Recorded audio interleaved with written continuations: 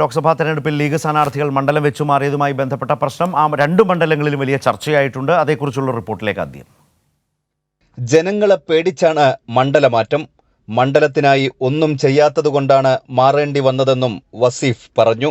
ചിത്രം വ്യക്തമായി. നിലവിലുള്ള MP മറ്റൊരു മണ്ഡലത്തിലേക്കും മറ്റൊരു മണ്ഡലത്തിലെ MP ഈ മണ്ഡലത്തിലേക്കും വരിക. അപ്പോൾ നമ്മളൊക്കെ പറയും ഇടത്തെ കാലിലുള്ളത് വലത്തെ കാലിലേക്കും വലത്തെ കാലിലുള്ളത് ഇടത്തെ കാലിലേക്കും മാറുന്ന ഒരു കാഴ്ചയായി ഇപ്പോൾ കണ്ടുകൊണ്ടിരിക്കുന്നത്. അതൊക്കെ ജനങ്ങൾ മനസ്സിലാക്കും.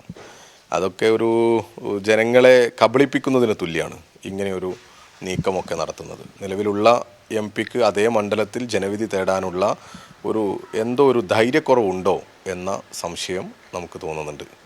എന്നാൽ പൊന്നാനിയിലെയും മലപ്പുറത്തെയും കാര്യം പാർട്ടി ചിന്തിച്ചെടുത്ത തീരുമാനമാണെന്ന് ET മുഹമ്മദ് ബഷീർ പറഞ്ഞു. ഈ കാര്യങ്ങളൊക്കെ എന്താണ് ഞങ്ങൾ പ്രതിനിധീകരിക്കുന്നത്, എന്തിനു വേണ്ടിയാണ് നിൽക്കുന്നത്, ജയിച്ചാൽ എന്ത് ചെയ്യും എന്നിത്യാദി കാര്യങ്ങൾ എല്ലായിടത്തും കൃത്യമായി വിശദീകരിക്കും വസ്തുതകളുടെ അടിസ്ഥാനത്തിൽ.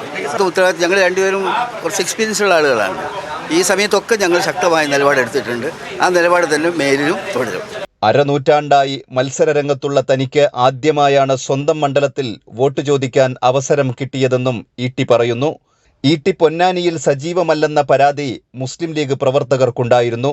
LDF സ്ഥാനാർത്ഥിയായി പഴയ സഹപ്രവർത്തകൻ KS ഹംസ എത്തിയതും ETയുടെ മണ്ഡലം മാറ്റത്തിന് പിന്നിലുണ്ടെന്ന് സംശയിക്കുന്നവരുണ്ട്. കൈരളി ന്യൂസ്, മലപ്പുറം.